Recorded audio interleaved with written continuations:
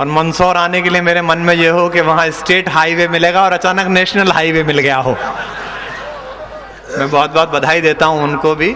और ये ऐसा लगा जैसे मंच की ऐश्वर्या राय प्रकट हो गई हो अचानक। आप उसी सम्मोहन में डूब भी गए। जानी बैरागी लक्ष्मीबाई ढूंढने निकल पड़ा। इन्होंने कहा कि मैं भवानी हूँ, तो मुझे याद आया कि मंच पर एक भैरू भी है, इसे भी छोड़ देना चाहिए समय रहते। अब्दुल गफ्फार इस मंच पर हैं दोस्तों। हमने 100 साल मनाए पिछली साल एक नगमे के। पूरे देश में आपने देखा पोस्टर छपे, डाक टिकट जारी हुआ, सारे जहां से अच्छा हिंदुस्तान हमारा। अल्लामा इकबाल ने गीत लिखा। बहुत सारे लोग जानते होंगे, शायद न पता हो उनको, कि सारे जहां से अच्छा हिंदुस्तान लिखने वाले अल्लामा इकबाल ने ही पाकिस्तान शब्द दिया था मोहम्मद अली जिन्ना को, और पाकिस्तान उन्हीं के दिए हुए शब्द पर बना। पाकिस्तान का राष्ट्रगीत अगर कुछ लोगों ने सुना हो, मैं सम्मान करता हूं, दूसरे देश का राष्ट्रगीत है। कुछ कभी वहां गए हैं, अना गई थी 2 साल पहले पाकिस्तान, मैं भी गया था पिछले साल। हमने वहां जाकर उनका राष्ट्रगीत सुना। खंजर हिलाल का है कौमी निशान हमारा, इकबाल ने लिखा, उसी इकबाल ने सांप्रदायिक होकर। खंजर हिलाल का है कौमी निशान हमारा, मुस्लिम है हम, वतन है सारा जहां हमारा। आकाश से शीतलता बरसाने वाले चंद्रमा को जब उस सांप्रदायिक शायर ने खंजर कहा दिल्ली के लाल किले के मुशायरे में, तो उसी साल उसे ललकारते हुए बनारस के एक राष्ट्रभक्त मुसलमान शायर नजीर बनारसी ने 4 पंक्तियां पढ़ी। मैं जिस बड़े कवि को आमंत्रित करूं आपकी तालियां गूंजे, जब इकबाल ने कहा कि खंजर हिलाल का है कौमी निशान हमारा, मुस्लिम है हम, वतन है सारा जहां हमारा, तो नजीर ने कहा कि इकबाल ने जो छोड़ी राहे वतन परस्ती, गाकर नया तराना सारा जहां हमारा। आपकी तालियां संवेद हो जाएं। इकबाल ने जो छोड़ी राहे वतन परस्ती, गाकर नया तराना सारा जहां हमारा। हमने भी एक मिसरे में बात खत्म कर दी, सारा जहां तुम्हारा हिंदुस्तान हमारा, सारा जहां तुम्हारा हिंदुस्तान हमारा।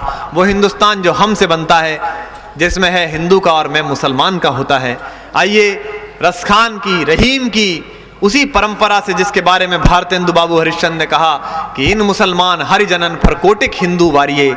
मैं एक ऐसे योद्धा कवि को आमंत्रित करता हूं जिसने कविता को न केवल लिखा है बल्कि उसे जिया भी है, और कविता को जीने के श्रम में जितने अपघात मिले हैं, जितने कष्ट मिले हैं, उन्हें सम्मान पूर्वक अपने शीश पर धारण किया है। अब्दुल गफ्फार को उसी ओजस्विता के साथ सुने जिस ओजस्विता के साथ महाराणा प्रताप की सेना का संचालन उनका मुसलमान सेनापति किया करता था। एक बार आगे से लेकर पीछे तक जोरदार तालियां बजाकर अब्दुल गफ्फार का स्वागत करें। भाई अब्दुल गफ्फार। करता हूं सर्वप्रथम राजस्थान के शौर्य और पराक्रम की सरजमीन राणा प्रताप के हल्दी घाटी की पावन मिट्टी की तरफ से इस दशपुर की पावन मिट्टी को मैं अपना करबद्ध प्रणाम करता हूं। और मुझे स्मरण पड़ता है कि मैं शायद 4-5 साल पहले मुझे एक बार इस कस्बे में हाजिर होने का मौका मिला था।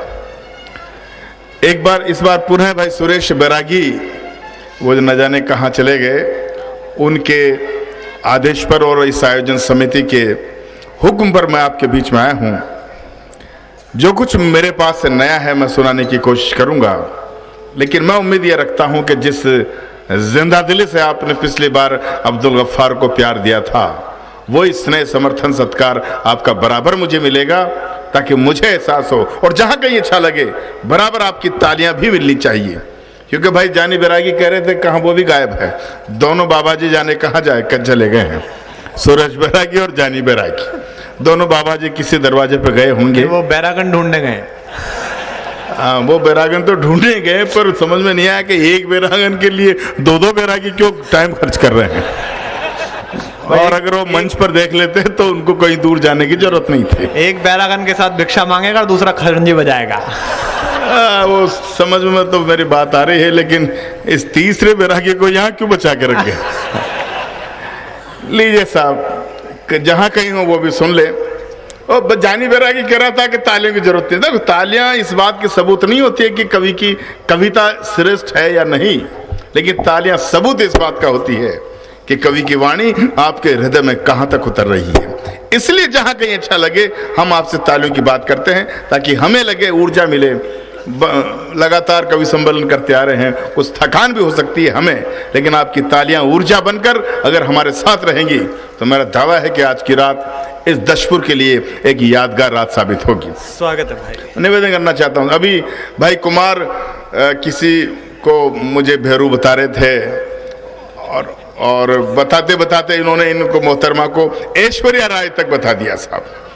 अब देखो, हाँ वो ठीक है, उनके लिए ठीक हो सकता है, लेकिन इनको ऐश्वर्या राय कहना में मुझे क्या महसूस हुआ साहब। मैं निवेदन करना चाहता हूं डॉक्टर कुमार, भले तुम देश के सर्वश्रेष्ठ संचालक हो, पर अब्दुल गफ्फार बताना चाहता है कि डॉक्टर कुमार तुम्हारी बात में कोई दम नहीं है।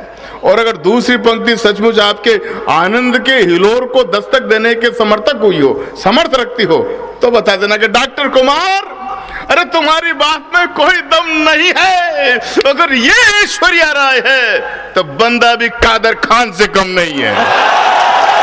हम कम है क्या साहब किसी से? हम किसी से कम नहीं साहब। ऐश्वर्या राय क्या है? ऐश्वर्या राय और कादर खान क्यों हो सकता? अब लोग कहेंगे हो, अब एक आवाज है सब, कादर खान तो विलेन है, खलनायक है, मानते हैं साहब, लेकिन उसको भी एक अपॉर्चुनिटी है। निवेदन करना चाहता हूं कि क्यों बनना चाहता हूं कादर खान, क्योंकि कादर खान दूरियों का हर गैप भरेगा और गैप भरते हुए किसी से नहीं डरेगा। और आपको लगे कि खलनायक में भी नायकों का प्रभुत्व हो सकता है भारी, तो समर्थन करना मित्रों। कादर खान दूरियों का हर गैप भरेगा, गैप भरते हुए किसी से नहीं डरेगा। और बेशक ऐश्वर्या आजकल अभिषेक बच्चन के साथ कजरारे गाले, पर एकांत में इलू तो कादर खान ही करेगा। तो कादर खान का भी अपना एक मजा है। अब ये भेरू भी अपनी मस्ती में आएगा साहब। आज मंच पर भाई सुरेश बैरागी ने वो नायाब वस्तुएं आ गए, अच्छा आ गए, जानी बैरागी आ गए साहब। मैं इनको, ये मंच के धोनी है साहब, मैं इनको भी प्रणाम करता हूं भाई। सब लोग आए। मेरा दावा है कि आज डॉक्टर कुमार के संचालन में जो कवि सम्मेलन हो रहा है, यकीनन रूप से बरसों तक आपको याद आएगा। अलग अलग तरह के नायाब रत्न यहाँ बैठे हुए हैं। मैं सबको प्रणाम करता हूं। भाई साहब आ गए, इनको जगह दे दीजिए। हाँ बहुत बढ़िया, ये सही टाइम पे आ गए हैं। अब तक ये घर पे स्वतंत्रता दिवस मना रहे थे।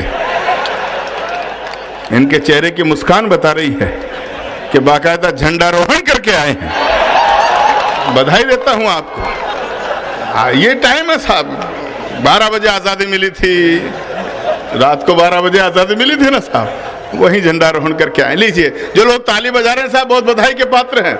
लेकिन मैं देख रहा हूँ साहब सर्दी इतनी नहीं है, लेकिन फिर भी मैं देख रहा हूँ मेरे तीन बाबा सामने और कई लोग बाकायदा शॉल के भीतर अपने हाथ लेकर बैठे हैं। उनसे निवेदन कर रहा हूं कि अगर शॉल के भीतर उनके हाथ किसी अन्यत्र कार्य में व्यस्त नहीं हो तो जरा खोल दो थोड़ी देर के लिए। एक क्या बेलो बैठे हुए हो, वरना मुझे कहने पड़ेगा कि लगे रहो मुन्ना भाई। ऐसे नहीं, जरा हाथ खोल के जरा एक बार जोरदार ताली बजाकर मुझे आदेश दें कि मैं कविता पाठ शुरू करूं। ये जोरदार है। लीजिए साहब, मैं पंक्तियां पढ़ रहा हूं डॉक्टर। हाँ, यही तो मजे हैं डॉक्टर जिंदगी के। यही शब्द हमारे पास हैं साहब, और इन्हीं शब्दों के सहारे हम अपनी जिंदगी चला रहे हैं। वैसे तो बताऊं साहब कि कुमार और मेरी जान जनता में बसी हुई है। कुमार और मेरी जान जनता में बसी हुई है। और मंच की व्यवस्था भी क्या अजीब है, एक पुराने ट्रैक्टर के आजू बाजू में 2 मारुतियां फंसी हुई है। अब वो उनको बाबा जी को मतलब क्या, वो बिल्कुल अंतर ध्यान चिर निद्रा में लीन है। अब उनको कभी कभी सांस चल रही है या नहीं, ये छूकर पता लगाना पड़ेगा। लेकिन लग रही है साहब हमारे आदरणीय है और गीतों के सम्राट है, शहंशाह है। आज इनकी भी उपस्थिति हमें मिल रही है। हम बड़े सौभाग्यशाली हैं। भाई जगदीश सोलंकी जैसा नाम, जिसकी गली गली कूचे कूचे में जिसकी आवाज है, अन्ना दहलवी अंतर्राष्ट्रीय शायरा, ये तमाम हमारे बीच में है। मैं सबको सामूहिक प्रणाम करता हूं। और अब उस तेवर पर आता हूं, उस अंदाज पर आता हूं जिसके लिए अब्दुल गफ्फार जाना जाता है, पहचाना जाता है। स्वागत है भाई। निवेदन कर रहा हूं मित्रों, बिल्कुल ताजा संदर्भ से कुछ पंक्तियां उठा रहा हूं और पहली बार जनता के दरबार में पढ़ने की हिम्मत कर रहा हूं। मैं पेशे से अधिवक्ता हूं, अपना हर वक्तव्य अधिकार के साथ देने की हिम्मत रखता हूं। अगर आपको लगे कि मेरी बात में, मेरी आवाज में आवाम की आवाज छिपी हो, तो जहां कहीं अच्छा लगे एक मर्दानगी का समर्थन मुझे करना। अभी मुझसे पहले भाई चाहे जॉनी बैरागी हो, चाहे डॉक्टर कुमार हो, एक सब्जेक्ट को इन्होंने छूने की कोशिश की थी। मैं उस सब्जेक्ट को छूंगा नहीं, उसकी परतें खोलकर आपके सामने रखना चाहता हूं। स्वागत है।